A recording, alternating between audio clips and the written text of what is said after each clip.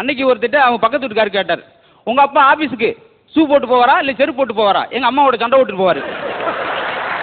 இதெல்லாம் போச்சுன்னா அவங்க பாட்டிகிட்ட சொல்லியிருக்கேன் பேராண்டி, என்ன பாட்டி என் பாட்டி என் மேலே இவ்வளோ பாசமாக இருக்கா அப்படின்னு.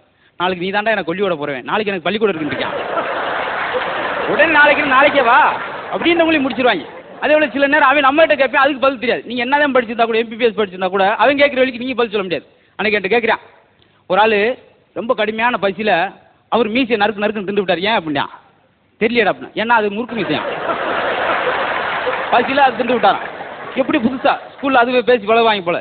அப்புறம் இன்னொரு நான் கேட்டேன், டைட்டானிக் கப்பல் போச்சு, கப்பல் கவுந்தோடனே ஹீரோ முங்கிட்டாரு, ஆனால் ஹீரோயின் முங்கலை. ஏன் அப்படின்னா, ஏன்னா அவங்க மூழ்காமல் இருந்தாங்களாம்.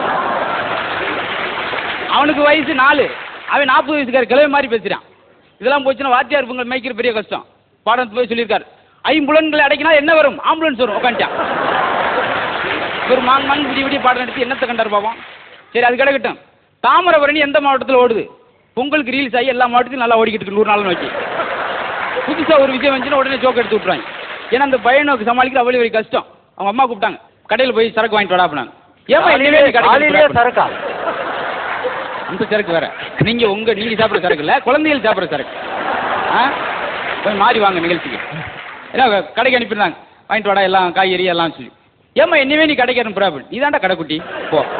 சரி போனா கடைக்காட்ட கேட்டான், 1 கிலோ தக்காளி 3/4 கிலோ போட்டார், 1 கிலோ உருளைக்கிழங்கு 3/4 கிலோ போட்டார். என்ன எல்லாமே குறைச்சி போடுறீங்க? இல்லை நீ சின்ன பையன் செமக்கிறதுக்கு ரொம்ப சிரமப்படுவேன், அதான்டா குறைச்சி போடுறேன். உடனே இவன் காசை கொடுத்தான், 15 ரூபாய்க்கு 10 ரூபாய் கொடுத்தேன். என்னடா 15 ரூபாய்க்கு 10 ரூபா தருவா? நீங்கள் வயசானவர் என்றதுக்கு சிரமப்படுவீங்க. போட்டா நான் ஒரு போடு, இந்த போடு வேறு எவனும் போட முடியாது. வேறு என்னடா வேணும்? வாழைப்பழம். அந்த வாழைப்பழம் எவ்வளோ போயிடும்? 2 ரூபா போடும்.